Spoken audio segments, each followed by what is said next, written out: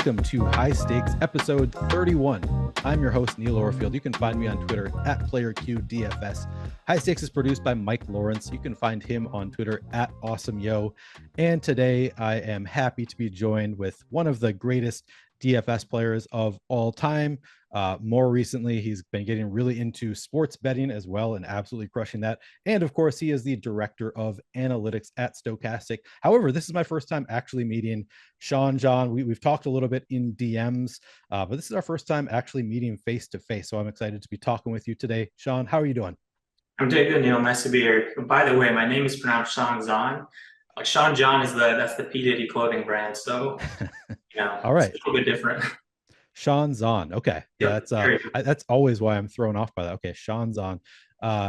Shawn, let me start passing. Mike, producer Mike, threw out that I should start asking some questions about like favorite sports teams, favorite athletes. I'll start by asking, where are you from / where do you live? I'm from Chicago. I grew up in the suburbs, and I still live here now. Okay, well then, does that lead to your favorite sports team being Chicago teams, or are you not impressed by the Chicago teams? Well, nowadays I'm not a huge fan of any of the teams, but definitely Cubs growing up, and then up until the World Series win, that was definitely a bucket list item for me to see. But like after they win, you kind of lose a little bit of the passion. It's like it's never going to be as good as when we beat Cleveland that year. So yeah. So you're not really a fan of any of the. Are you a fan of any team at all, or any athlete? Do you have like a favorite athlete? Um, Not really. No. I mean, I like Tiger Woods. I like golf in general, but I'm not really like a huge fan of any specific athlete. It's mainly just whoever I'm wagering on. Yeah, I'm largely the same. I'm of course a fan of Minnesota sports teams as well, but usually the money plays a big factor in who I'm cheering for any given night. Um, yeah, that so you're not a fan of the Chicago teams. All right. I thought maybe. Oh yeah, here's the question that had on the tip of my tongue. Do you have an opinion on who the GOAT is in NBA? I mean, there's no right answer. It's really just who do you like the most among like a few of the select guys, and for me, it's got to be Kobe. It's not really like a statistical thing, but he was just a G. All Like the right. way he carried himself, his mentality, everything about him is just like he acts like the GOAT, whether or not the stats back it up. All right, that's fair. I wasn't expecting Kobe. I was thinking it was going to come down to MJ or LeBron, but I'm sure there are a lot of people out there who would agree with you on Kobe as well. Definitely one of the greats. And if you want like a purely basketball answer, I might go like LeBron. Okay, yeah, but you're saying like your personal preference is Kobe. Okay. Uh, I want to talk about your background just a little bit. This is usually how I start asking people about their background, just to get a feel for the type of DFS player you are. I think being the director of analytics at Stokastic, I think we probably have a good idea of your type of background. But let's talk about it a little bit. What kind of background do you have in statistics? Do you have any formal or informal training? So I majored in applied math in college, but I would say I learned most of my statistics just on the job, just learning, solving various problems in TFS. Interesting. But you were advanced math major, you say? So Applied math, yeah. applied math. Okay, so you've got a pretty good background there, but then you learn a lot of it on the job as well. Makes sense. What about computer programming? Do you have any formal or informal training in computer programming? So I had a minor in computer science, and I did work as a programmer for a few years out of college. So uh, I mainly did C# and SQL at the corporate level, but then for DFS, I learned a lot of Python and R on my own. Okay. And when did you, if you don't mind me asking, when did you graduate college? Like, what's the timeline here for when you were working in computer programming and when you kind of started getting into DFS? I graduated college in 2012, and then I worked at JP Morgan for around 3 years or so. And the last year of which is when I first found out about DraftKings. And then around a year after that, I quit and started doing this full time. Really? So you learned about DraftKings in like 2015 or so?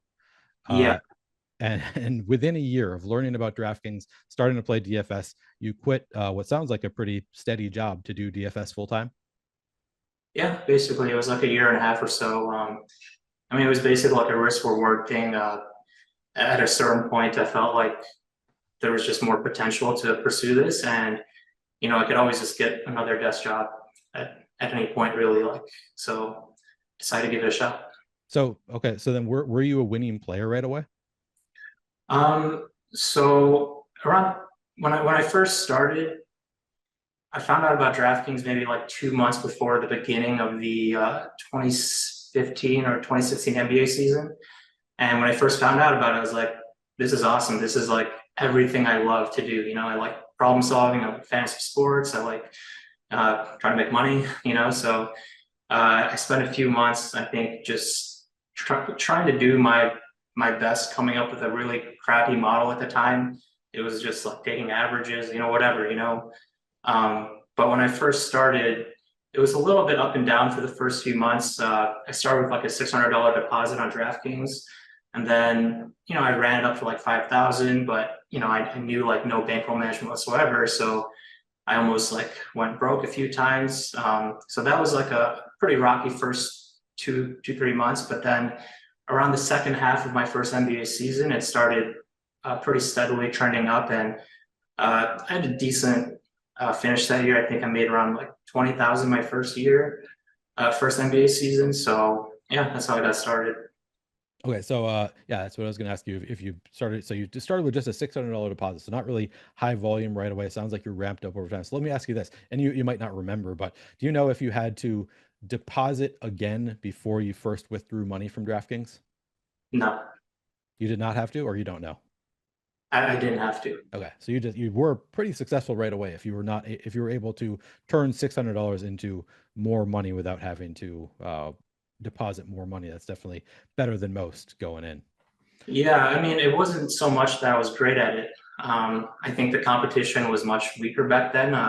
There weren't a lot of the tools available now, a lot of the general knowledge that's out there now. So yeah, and I'm sure part of that is luck as well. But yeah, I feel fortunate for how that first season went, for sure. I mean, you might have been great at it in the way that like George Mikan was great at basketball. Like he was great for the competition level at the time. Maybe Yeah. not as great as the competition is now, but obviously your abilities have risen with the field. You've been crushing it now for many years across many different sports, MLB, NFL, NBA. Which my understanding is you are no longer playing NBA DFS as you've moved on to sports betting. Is that correct? Um, yeah, not like to move on to sports betting necessarily, but I still play like other sports. But I've been just taking a break from NBA, DFS in particular, just because it's so time consuming, Yeah. especially with late scratch and everything. So I'm just sort of at a point where, I mean, in my mid 20s, I was definitely down to just grind 24/7 every day of the week. But I'm trying to just have a little bit more balance in my life nowadays. Yep, that makes sense. So it is you're calling it a break at least. You're not planning on being done with NBA DFS forever necessarily. Not necessarily, but don't have plans to really get back into it for the moment. Yeah, and with the success you've had with MLB, NFL these seasons, I guess you can afford to take a break from NBA because, as I recall, this summer you were absolutely destroying MLB and definitely seen you at the top of some leaderboards in NFL as well. So well-deserved break from DFS during NBA season. I did want to talk about how you got involved with Stokastic. Of course, you started when the company was still called Awesemo. But let me just tell me about that. How did you get involved at Stokastic/Awesemo? So like I met Alex like maybe 5, 6 years back at a DraftKings final in Colorado. And also hung out with him like multiple times at these various finals afterwards as well. So we became friends, especially after we found out that we lived pretty close to each other in Chicago. So and then through him, I also met two of the other co-founders, Eddie Lai and Tom Kennedy. And so when Stokastic, or I guess Awesemo first started up at the time, they had reached out and asked me to come on board, but at the time I was more focused on my own work. So I passed on it, but then I I guess like around 2020 when Rudy Gobert, or I mean, I guess COVID shut down the NBA, and then all other sports followed. I was getting kind of bored of grinding like League of Legends, watching these, video gamers like 4 a.m. every day and KBO and all that. So I decided to just reach out to Alex again, see if he needed any help. And, luckily he did. And yeah, so that's when I started. So I didn't realize you were so new to the company. So 2020, I mean, relatively new. I feel like you've been with the company for almost as long as I've known about the company, I guess. So some time with the company. So you've worked your way up from then, or maybe you started. You're the director of analytics at Stokastic. Can you tell me a little bit about what your job entails, the kind of stuff that you do for Stokastic? Yeah, so basically I work on anything that's related to the DFS or sports betting models. So I mean, that involves just thinking of what types of data the users would want, improving the accuracy of our existing models, setting up, data tracking for performance measurement, updating our projections, automating stuff. It more or less, it's like a lot of the things that I was basically doing on my own before, anyways, but just with a little bit more of a lean towards being like user oriented. Okay. Have you reached a point now with these stochastic projections that you don't have to do a lot of maintenance, or do they remain a work in progress?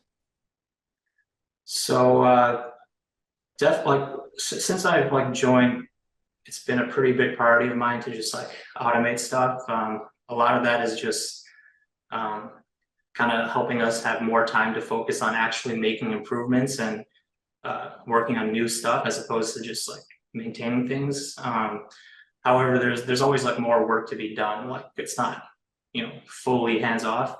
Although like MLB in particular, I'm pretty excited about because I think we're at a point where coming up with this next upcoming season, we're going to be close to like 100% automated. Maybe like a few minutes of setup in the morning, but other than that, just like pretty close to hands free. So I'm looking forward to that. Yeah, that sounds like that'll be a pretty big burden lifted from you. When I first started using the Awesemo tools and projections, I had the impression that it was Alex just updating everything on his own. So I just thought it was just like Alex always focus, right at his computer at all times, updating projections as news comes out. I suppose you probably don't know if maybe that was true at one point before you came on, but certainly not the case now. How long have you been involved with the projections team? Well, I mean, since I joined 2020, Okay. so yeah, like I'm sure that I would have to ask him, but I'm sure that he was doing like everything for a while. I don't know how he managed that with like all these different sports, and he was managing like WNBA minutes and all this crazy stuff. I have literally no clue how he managed his lifestyle, but Yeah. he's a robot, he's a machine, he made it work. But luckily now we have a much larger team, including myself, Alex, Steve Buzzard, and then Lee and Rich, who are both experts in various areas that have joined on recently. So we kind of spread the load a little bit more nowadays. Yeah, it's definitely, I feel better about it knowing that there's more people involved. I mean, obviously, Alex is, as you said, he's a robot, so he can pretty much do everything on his own. But, you always worry about like, well, what if his computer crashes? Or, just it's a little bit, I feel a little bit safer knowing that we have a number of people doing the projections, working on the projections on any given day. Is it kind of like a rotational thing? Like, are there days where you're the guy updating the projection, and days where it's Steve, and so on and so on? Yeah, well, we have a rotation that's been pretty fluid throughout the months and years as we brought on new people and the seasons change. But we basically just come up with something that is a pretty even balance between us. Nice. Do you ever feel like it hinders your DFS play to update projections on the site? For example, when you were playing NBA DFS, when there's late breaking news for an NBA slate and you need to update all the projections, but the same kind of things happen occasionally in NFL and MLB as well. Do you ever feel like it does hinder your DFS play?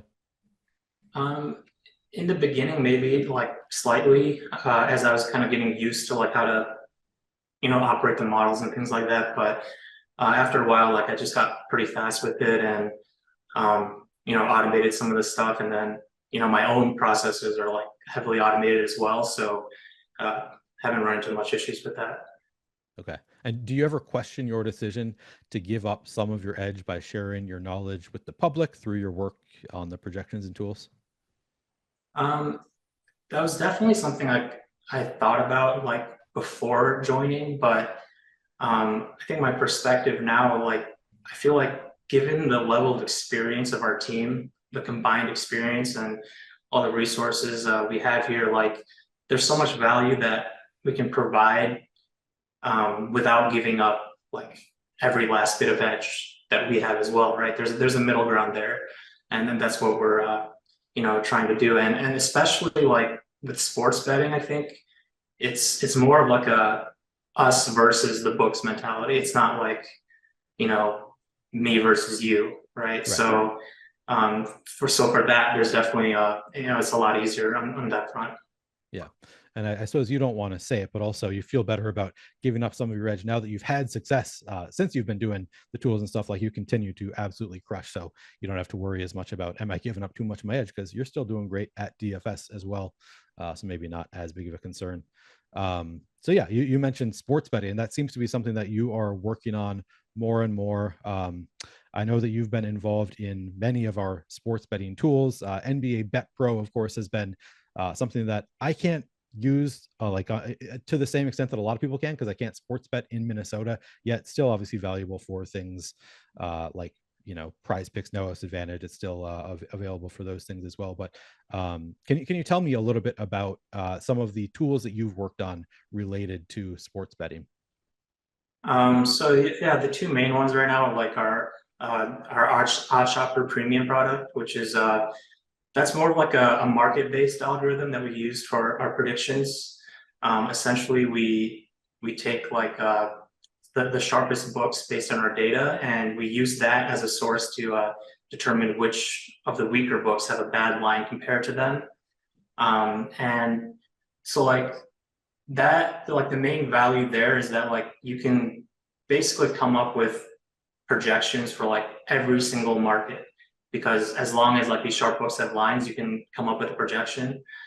Um, but then the other thing that I've been working on a lot is Bet Pro, which is ROI predictions and betting advice sourcing directly from our models. So the main difference there is like we can't make Bet Pro for every single market.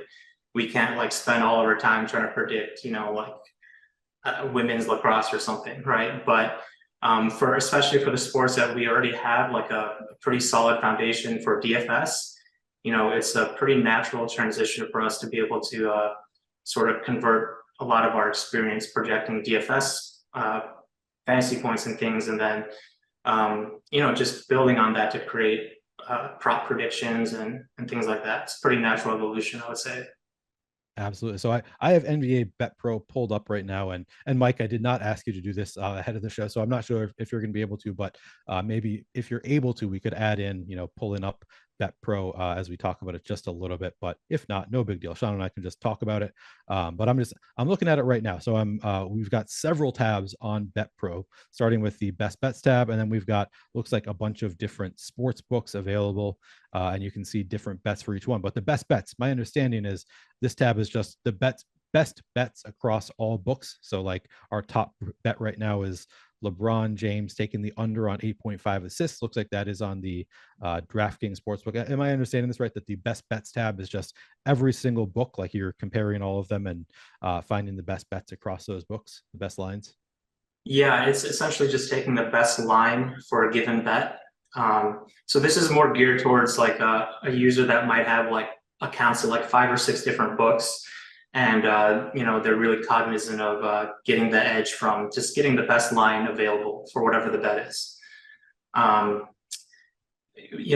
you mentioned the LeBron one, like that one is highlighted. We added a lot of conditional formatting this season, so that's basically saying that the orange border is saying that he's questionable today, which I mean he's like questionable every day, so that's but I don't know if you still have it pulled up, but we have like other formatting, like the light yellow means that a teammate is questionable, and red means that a teammate that's responsible for a lot of production is questionable. So these are all things that like basically this tool is like we didn't even necessarily make it for the user. Like we made it for ourselves, like within our team of like experts. Like this is how we want to bet. This is information that we want to know. And so it all really spawned from that. So like for example, that type of information is extremely useful because you don't necessarily want to bet an over when like or an under when you have like a star player on the team injured, right? So just things like that, and we're constantly working to improve it. But I'm pretty happy with where it's at right now. Yeah, I mean, it looks great. I'm looking at it right now, and Mike does tell me that he's going to be able to add in post production. He'll be able to pull up this page so people can look at it as we talk about. So what I'm seeing right now, and of course these bets could change by the time Mike is doing post production, but I'm seeing like Spencer Dinwiddie has that light yellow that you were talking about. Patrick Beverly has the red highlight, which makes sense because LeBron James is questionable. He's a teammate responsible for a lot of the production. Here's a question. So we've got a Spencer Dinwiddie with light yellow, and then a couple below that. So that's an assist prop. A couple below that, we've got Spencer Dinwiddie with a little bit darker yellow for a rebounds prop. Is that related to like how much of the workload his teammate has for that specific category? Yeah, exactly. If you scroll a little bit to the top, the legend tells you exactly. It's like the lightest yellow is like 5% of the production, and then dark red is 25%. So it's basically just saying like if it's light yellow, you might be able to place a bet anyways, but it's just worth looking into either way, right? To the specific context. Okay, yeah, that's very helpful looking at that legend there. I did have one more question I wanted to ask, which is so one thing that I always have concerns with sports betting content is like it can go stale. Like right, if LeBron is ruled out in 5 minutes, obviously we're gonna take this LeBron assist prop isn't gonna matter anymore. But then also every other line for that game is going to be affected. How many times per day is this updated? So the underlying projection sources are DFS projections. So, every time the DFS projections are updated, and we've also made it a point to start updating more and being more accurate throughout the day because, for DFS, it's like it's not a huge deal, especially for like the random end of the bench guys who'll never make your lineups if we're a little bit off like at 6 hours before lock, right? As long as it's like refined within an hour. But with sports betting, we're becoming more cognizant that this has to be like more of like an all day thing, and we definitely have updates every time there's an injury, no matter when it is. And then the other part of it is the odds coming from the books. So that's automatically being refreshed every 2 to 3 minutes, I would say. So, in a perfect world, this would all be real time, and we're working on increasing the speed of data and everything like that. But even right now, I would say it's pretty fast. Yeah, that seems good enough. I mean, every 2 to 3 minutes is pretty damn rapid. And then also if it's updating every time you update the projections, I mean, as somebody who relies on the projections, I can tell you the projections are updated really fast, especially relative to like 3 years ago when I started at Stokastic. Sometimes it would be like we get major news and it'd be 20 minutes and I'd be like, why is this not updated yet? Now it feels like it's like usually within a couple minutes. Sometimes it can be a little bit longer depending on the type of news, how long we have before lock, et cetera, et cetera. But definitely pretty fast with the projections update. So that is definitely good to hear that that the projections are updating along with the DFS projections. And yeah, certainly obviously the sports books, that's part something we can't really control how often they change props, take a prop down, change a line, et cetera, et cetera. But every 2 to 3 minutes seems pretty good to me. I did have one follow-up question actually that Mike had sent me, which is, do you believe that DFS and prop betting help to inform each other? Like, do you think it's useful to work on both, like to know the prop betting lines when doing DFS and vice versa? Yeah, I mean, they're very, very, very similar. I mean, a DFS projection is just a combination of various props. So at the end of the day, it's not that different. It's just when you get down to the prop level, you just have to have a higher level of precision. You have to be able to project every little thing that much more perfect in order to be able to beat the books. So, yeah. I mean, for sure, like, as an example, when we create our own projections for DFS, we refer to the props as well, especially the sharper markets like Pinnacle. And when we see a large variance, that's an indicator for us to look into it more closely. Sometimes we'll stick with our guns and uh, you know we'll just say that we have a reason to believe why our projection is the way it is. But other times that's just an indicator for us to say like, oh, maybe we need to update the minutes, or maybe we need to come up with a rate override for a new situation that this player has been in that for the past couple games that maybe like our overall statistical algorithm isn't capturing. So yeah, it's definitely a very, very useful data point. Let me take a minute away from this conversation with Shawn Zhan to tell you about one of the tools we've been talking about in this episode, NBA Bet Pro. Stokastic's top-ranked DFS pros have made millions of dollars in daily fantasy contests using Stokastic's NBA DFS player projections. Now users can have direct access to the same NBA player stat projections that drive our winning DFS player point projection models. With this data, users can apply advanced sports analytics to player prop bets and get an edge on the sports books. These NBA projections are directly managed by Stokastic's team of established experts, including Alex Baker, Steve Buzzard, and today's guest, Shawn Zhan. For a limited time, you can get a 7-day free trial of BetPro for new users. Then it's $15.95 per week or $55.95 per month. Check it out. So one column that I see here in BetPro that I wanted to ask you about is SBet percentage. Can you tell me a little bit about what that means, what it involves? What is SBet percentage column? It's basically a version of Kelly Criterion that we've refined a little bit. And essentially what Kelly Criterion is it's telling you what percentage of your bankroll that you should bet on a given bet based on its chances of winning and the odds that the books give. And that's very important because like let's say you have like a bet where you have a 100% chance to win and there's a 5% EV. You could bet your entire life savings and your house on it, right? Because you know you can get that 5% EV. However, if it's like a 1,000% EV, but you have like a 0.01% chance of winning, even though the EV is way higher, you can't really bet as much, right? And it's not intuitive exactly what that amount is. So this formula basically helps us quantify the optimal amount. Okay, so let me just make sure that I understand. So let's say, I've heard that to be a pro in DFS, you need to have, I've heard anywhere from like $100,000 to $200,000 bankroll going in to be a pro if you're going to be playing all the 150 lineups, et cetera, if you want to be a pro in DFS. I would imagine in sports betting, you need to have a pretty good bankroll as well. But just when you say 10% of your, so this LeBron James one, 10.2% is the SBet percentage. Would that be, so if you say your bankroll is 100,000, does that really mean 10% of that 100,000? Or does that mean like based on your bankroll for a given day?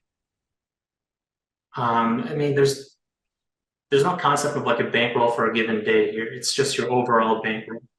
And also, I would challenge the notion that you need a large bankroll to make money in sports betting. Like this is something, if anything, it's easier at a smaller bankroll because you're not going to run into limits as fast. And this is all like a percentage-based game, right? Like if you start with like even like $100 and you can make like 5% a day, like you're going to be at like 1,000, 10,000 in no time at all, right? So I wouldn't say the limiting factor is your bankroll. The limiting factor is like your process, basically. Right. Yeah. So I guess what I'm saying is I think that I've heard people say like if you're gonna like quit your job and do it professionally in DFS, you need to have a certain amount of bankroll. Of course, that's all just like people's opinions on Twitter. I'm not trying to say that that's a rule that people should necessarily follow. Just trying to get a concept of what you mean by 10% of your bankroll. So you do mean 10% of like your overall bankroll for sports betting. Like 10% would be fine on this LeBron James under 8.5. Just what you've decided to set aside for this specific purpose. Okay. Yeah. All right. So that seems like a relatively large bet. Looks like it's a pretty good 12% EV. Nice bet there. All right. So I think that I've covered most of the questions that I really wanted to ask you about Bet Pro. Is there anything else that you wanted to say about Bet Pro, or should we move on? No, that's about it. Okay, cool. I think we covered that pretty well. I did want to ask you just about the how you see the future of DFS and or sports betting. Do you have any concerns about like DFS shrinking and maybe no longer being a viable income source for like doing it professionally, that kind of thing, as sports betting grows? Do you think that sports betting is kind of the new wave, or do you think there's maybe room for both? How do you kind of see the future of DFS and or sports betting going forward? I do think that there's room for both. Sports betting is definitely growing faster right now, probably. Um, DFS in particular, like it's always been evolving. Like even me personally, like my first few years, like NBA was my bread and butter. And then after a while that it was MLB, and now it's like more NFL. It all comes down to like being able to adapt, right? Just because you have been able to historically, let's say, like be in the top 5% or 1% at a specific sport or contest type, it doesn't mean it's going to stay that way forever, right? People are going to probably learn what you're doing, and once enough people learn that, the edge is gone, and you have to be able to stay one step ahead of the curve. So as long as you're able to do that, and keep finding new sources of edge, I think that there's always going to be a way to make money at DFS. Sports betting, though, I think is a really interesting opportunity because I don't know, for me at least, it's like it's so new. It's been like only a few years it's been legal in my state. Also, it almost feels like the beginning of DFS, right? Like there's so much I don't know, so much that I can learn, so many different ways, things to experiment, ways to try beating the books, and I particularly like the feeling of be able to just place a bet and then that's it. Like you're done. You don't have to sweat any late swaps or adjust for news. Like you just click and you're set. Yeah, so I did not realize that. So sports betting has only been legal in Illinois for about 2 years now. So you're relatively new at sports betting. Yeah. Okay, and that is actually one more question that I wanted to ask you about NBA NBA Pro. Sorry, well, I'm forgetting blanket. NBA Bet Pro. I was getting the pro backwards. Afraid. Okay, one more question I had about NBA Bet Pro. So have you had success using NBA Bet Pro in the sports betting? Are you aware of how other people have been doing with it? Like how is it working out so far? Yeah. Like I said, like this isn't just like a tool that we put out. Like this is what we like me, Alex, we see, like this is what our team actually uses internally to bet. So I know that especially this season, we've all had a good amount of success with it. So like before BetPro, we had like our free NBA prop tool, which was around for like maybe a year before that. I guess at the time, like sports betting wasn't growing as fast, and it was also free, so it wasn't something that we spent a ton of time refining. And but coming into the launch of BetPro this past October, like we all spent a bunch of time analyzing the data, refining all the projections, and just getting everything to a point where we were personally comfortable with like putting out a paid product in this, because there's just so much out there where like with like sports betting in particular, where like I don't want to say like everyone, but there's a lot of people that just like put out predictions and tools that I don't necessarily think is too valuable, whether or not it's intentional. So we definitely made a pretty large effort to be able to all feel confident in it to personally use as well as put out as a product.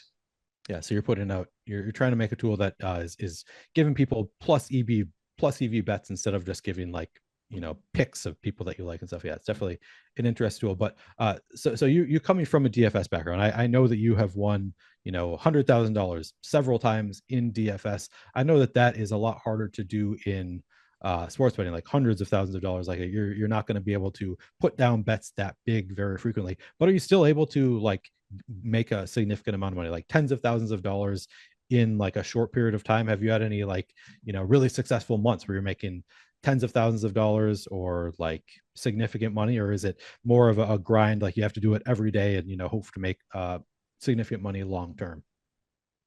Um, yeah, I mean, I've had a couple like 100K bets that I won. Oh, you have? I did not Yeah. realize you could even get bets down that allow you really to get down bets that big. So you have had some 100K bets. That's Well, big like, one. yeah, I mean, so you could pretty much like if you do like round robins, for example, or parlays, you can basically tailor the bet to the type of payout that you want. You could do anything from a GPP to a cash game. A cash game just being like a straight up like minus 110 bet, 50-50 chance of winning, right? Yep. Or you could do like a, 16 parlay where it's more like a GPP. So there's different approaches. Yeah, like no, those two big wins I had were uh, like last year. I mean, I wasn't as like I wasn't taking sports betting that seriously, to be honest. I was kind of just like, you know, throwing in some bets that I thought were probably good. But we've been doing a lot more research recently on like actual like the proper way to stake and the appropriate strategies and all that. So I haven't been taking as large risks recently, especially with just like the bankroll research that we've been doing. It's actually like it's interesting because like a lot of and even my natural intuition was like, or everyone wants to just place like these like high payout bets, that have a chance of winning a ton. But based on our like SEV, it's like based on like actual research, like you actually want to place a lot more bets on favorites when you can. It just has a better chance of growing your bankroll in the long run as you compound the returns. So yeah, long story short, as time has gone on, I've gotten more conservative with my bet sizing. That's funny. So you had success with the large parlays where you're paying out 100,000 bucks plus, but even so, you did more research and found maybe long term, if you keep placing those kind of bets, it's going to be negative EV, or at least not as positive EV as some of these smaller bets. Am I understanding that correctly? Yeah, I mean, it's really complicated actually, because it's like, while it may be more easy to go that conservative route, it's also like potentially easier for books to profile you as sharp when you bet that way. Yep. Whereas if you do place more like parlays and stuff, you might be able to not get limited for longer. So, I mean, I don't know the exact right answer yet, but these are the things I'm like thinking about and trying to figure out myself. So you kind of have to balance those factors out a little bit in deciding what bets to place. Yeah, that makes sense. All right, let's get back to DFS just a little bit. Just talk a little bit of process slash strategy for DFS. Which sport do you believe you have the biggest edge in, and where does that edge come from? Um, like I said before, that's changed a lot throughout the years. At this moment, I would say it's like mostly NFL Showdown. Uh, Part of that is because there's more inherent edge. Part of that is just because like that's what I decided to focus on recently. I like the schedule a lot. It's like at least like during the regular season, it was like Monday, Thursday, and Sunday. There was a big one. Kind of had a break in between, like there's no late swap. So I particularly like the schedule for that, and also I think there's a good amount of edge in particular because it's just like a hard sport. For me, especially like I was able to win immediately with NBA and MLB, like my first season or two, but NFL, I got crushed for like 5 years, probably. I didn't have a winning year until like 3 years ago in NFL. And then I think part of that is like, having the barrier to entry makes it easier to gain edge and preserve it once you've figured it out. In particular, it's just a complicated sport because like things like in NBA, if it's like you take a mean projection, that's like pretty much most of what you need to know besides like ownership on their stuff. But then when it comes to NFL, it's like the mean projection is like a combination of like so many different scenarios that could happen based on the game script and correlations, and it just gets pretty complicated. So, the harder something is, I think the more potential edge there is. Yeah, absolutely. It's like NBA because there's so many different things going into a production, so many different possessions, different plays go into the projection. Whereas NFL, there's a lot more factors going into it. It's really event based, a lot more event based than NBA. Like one touchdown is going to be, for from the majority of players, it's going to be most of their scoring. So definitely a different equation going into the projection. So you can't just use projections for NFL. You also have to factor in things like correlation. Is that kind of, am I understanding that correctly? Somewhat. I think what you're describing is like just the base statistical variance of like the fantasy points scored, like touchdowns accounting for a large percentage, things like that. So yeah, inherently the results have higher variance, but I was referring also to like the scenario based variance, where in NBA, for example, it's like you could have it's like blowout scenario. That's like the main thing that affects like the rates at which things happen. So and in NBA, it's like maybe like a 10-20% chance of there being a blowout, in which case the starter will not play like 20% of his minutes or something, right? But then in NFL, it's like way bigger, where it's like if a team is down by like a few touchdowns the second half, like the running back might never touch the ball again, or Right. he'll touch it like a couple times. And so like basically like, yeah, the rates at which things happen change so much based on all the different ways that the game could go. Whereas NBA is more like, for the first 3 quarters, you kind of know what the projections are going to be. Okay. So for NFL, you are making lineups that factor in different game scenarios more so than NBA. Like you're factoring like especially you're talking about NFL Showdown being what you're best at. So you make your NFL Showdown lineups kind of with different game scripts in mind. Am I understanding that? Yeah, like not in my mind, but in code. Right. Yeah, exactly. Yeah.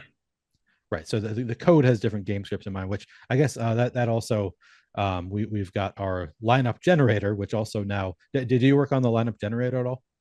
Yeah, I did. In particular, like I don't know if it's live. It probably is. There's like a scenario selector It is now. live. Yeah. Where it Okay, shows cool. like Yeah, this team is going to go 6 points above, this team's going to go 6 points under, different yeah. scenarios. So that's just trying to capture a lot of that, kind of what I was describing, to a slightly more simplistic level. But yeah, especially for NFL Showdown, it's so important to tell a story basically with your lineup. It's not just like, how can I maximize the projection and ownership. Right. Okay. Speaking of ownership projection, how much does ownership play a role for you in creating lineups? And if it differs based on sport, maybe differentiate them as well. Yeah, I mean, it depends on the sport and contest type you're playing, for sure. I think there's a relationship between like how good people are making how good people are at making a projection for a given sport, and how much the ownership matters. So for example, like in F1, I think DraftKings first released it like last year, and I made a model for it. And like the first like 2-3 weeks, I was pretty sure that like a huge percentage of the field would have no idea like how to even make like optimal quote unquote lineups, disregarding ownership. So basically I just jammed like what I thought were like the best, like the lineups that are most likely to score the highest amount of points. And I didn't care about ownership because I figured people couldn't get to it anyways, or at least at like a high enough level to where you start having to branch out into like ownership analysis. So but then yeah, as a sport, like as like the sport matures and people get better, they have more sources of projection, sites pop up, and more tools become available, then you have to dig deeper into ownership and gain an edge that way. Okay. Yep, that makes sense. So it really depends on the sport and whether that's something you need to do. So it's similar to, so what we were saying about F1, that's kind of similar to like NBA DFS in 2016, or like, back when you were playing, you're just like, well, I was just using projections and that was enough because the field was bad enough. Would you agree that like when the field is worse, you don't have to worry as much about ownership? Yeah, absolutely. Kind of. So that's kind of one of those scenarios where, as the field gets better, maybe once people are better at, just picking out the optimal lineup, like the lineup that projects the best, then maybe you need to start factoring in that kind of thing a little bit more. What would you call yourself, an exploitative DFS player, in that you're like looking at trying to capitalize on the field's mistakes? Um, what do you mean by capitalizing the field mistakes?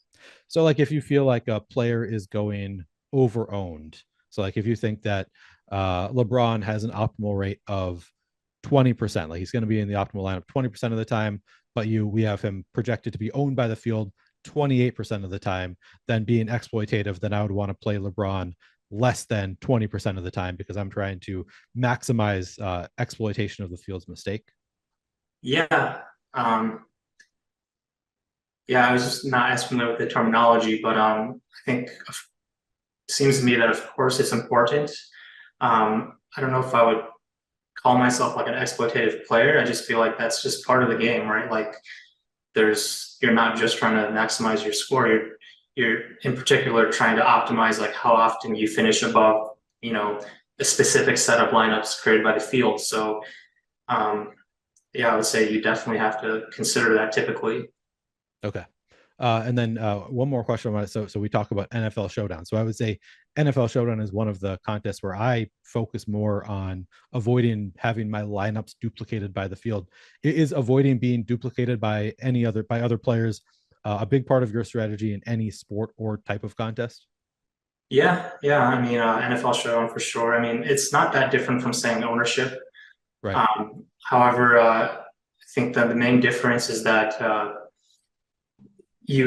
there's two different types of ownership, right? Like player level and then like lineup level, which I think for Showdown, lineup level is more relevant because, that's basically just saying dupes. Because essentially, like, especially for the larger fields, it's like you basically just need to finish first because if you don't, there's going to be like 100-person train ahead of you. And it's like you don't even need to consider anything else. So it basically just comes down to optimizing for how often that you can finish first, and then considering like what your payout would be given your projection of how many dupes there are. So, but yeah, it's just a little bit different. It's definitely want to think about it more from like a combination or a lineup level ownership for certain sports.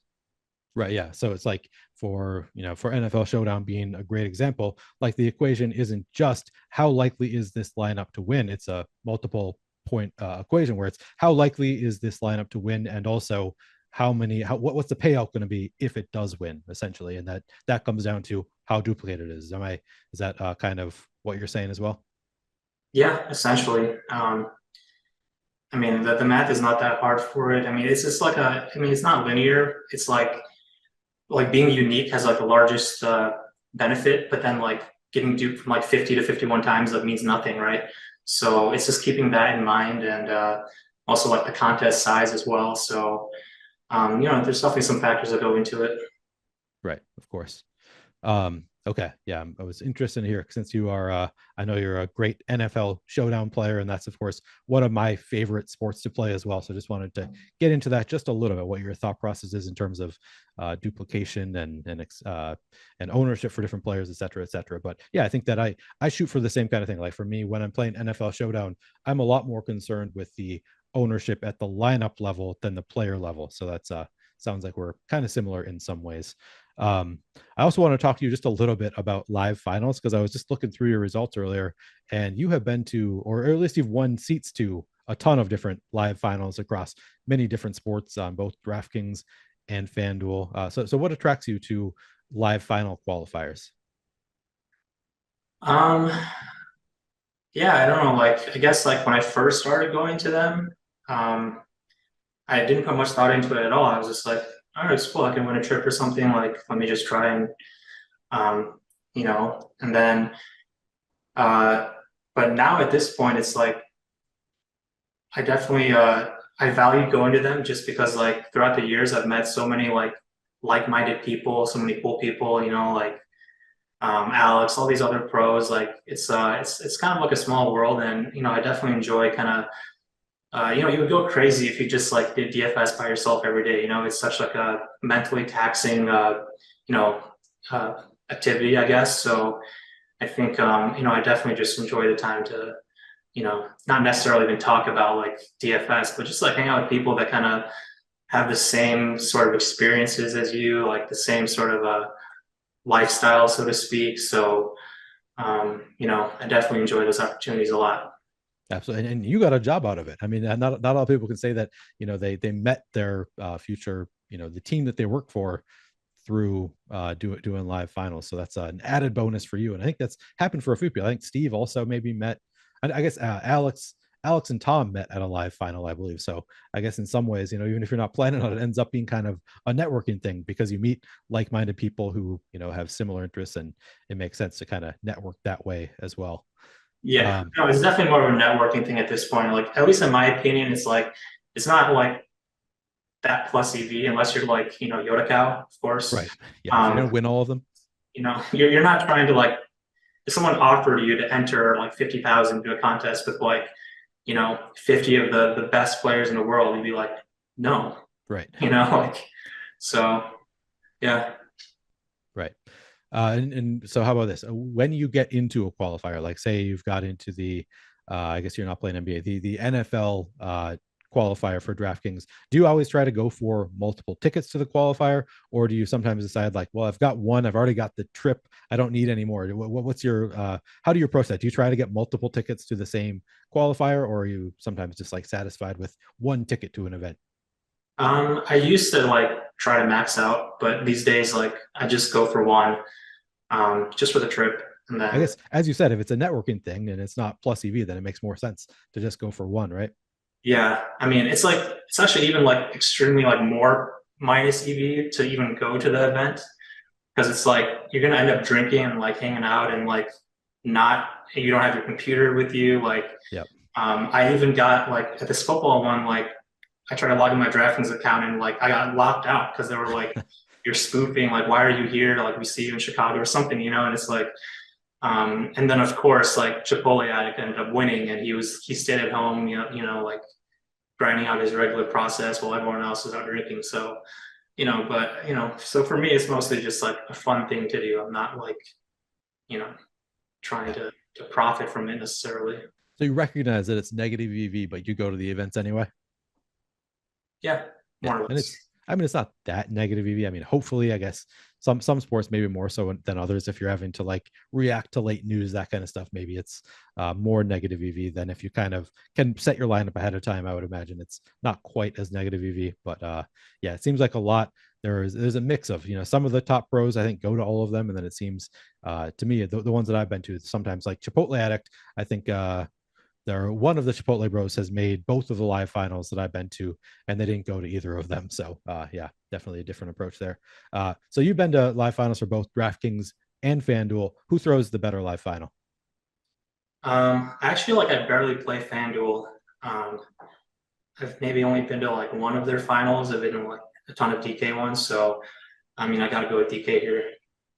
Okay, I'm seeing 2018 FanDuel World Fantasy Baseball Championship, another basketball championship 2018. So yeah, it doesn't seem like you've been doing FanDuel as much, but yeah, DraftKings definitely knows how to throw a great party. All right, so we're gonna close out.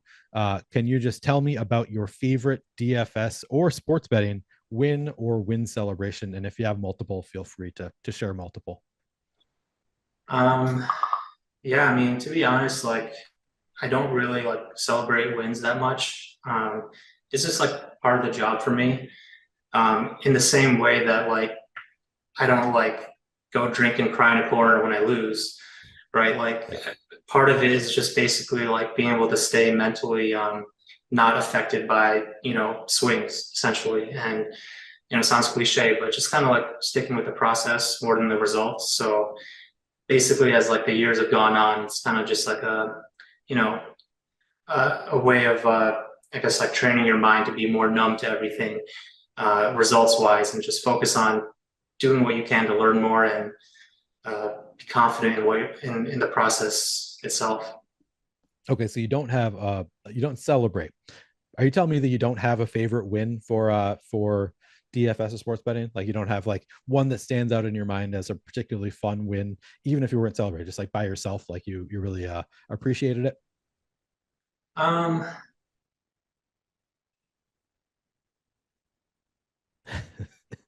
okay, Stumping me. maybe Okay. there was one. This was like maybe like 3 months after I first started playing.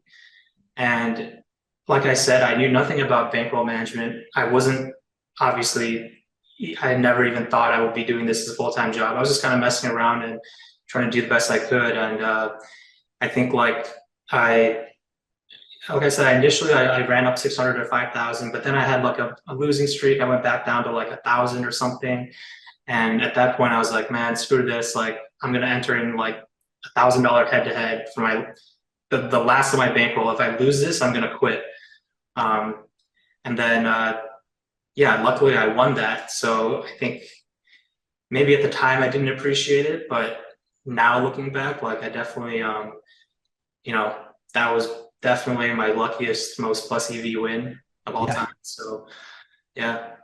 That is nuts. That's got to be the most important head-to-head win of all time, probably, because if you had quit DFS, I mean, that would just change your whole story. It would affect a lot of other people as well, because you've been crushing at DFS and maybe hurting other people's bankrolls as a result. So definitely lucky for you that you won that head-to-head. Do you really think that if you had lost that head-to-head, you would have never played DFS again?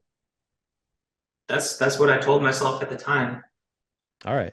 I wasn't, sure that this was something that like I could have edge in long term at the time, right? Like I just was so new to it. I was just like, like when you first try something, it's not like, I wasn't like super attached to it. It was like 2-3 months in. So, at least I don't think I would have continued. Who knows? Like if it got bigger, I might have tried again or something. But in my mind, that was definitely just a stopping point for me. Okay. I asked because for me, like I tell myself that kind of thing all the time, or, I used to more so. And I feel like I would always, maybe say, okay, I'm going to be done after this. And then a month later, kind of get that itch again and maybe start playing, dip my toes back in. So maybe not as final, but of course, depends on your personality type, your willpower, I guess. So maybe for you, it would have actually stuck.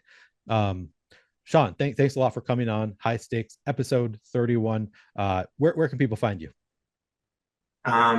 Yeah, I guess on Twitter if you want to. At Shawn Zhan. Are you in the Discords at all? Anything like that? Yeah, sometimes in the Stokastic Discord, but I don't really check it too often. Okay. Well, you can find him on Twitter at Shawn Zhan. You can also find him at the top of leaderboards for MLB, NFL, and I guess no longer, at least for the time being, no longer NBA. But I also noticed MMA. You are 16th on the RG MMA leaderboard. So keep it on top on many of these sports. I actually one more question. How do you feel about late swap being removed from MMA on DraftKings? So I haven't been playing MMA for the last few months. Like I actually got started.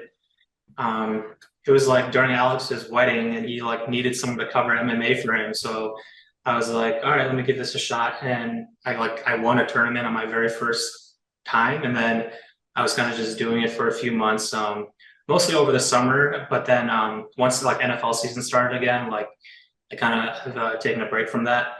I would say like any sport in general, though, like I don't like late swap.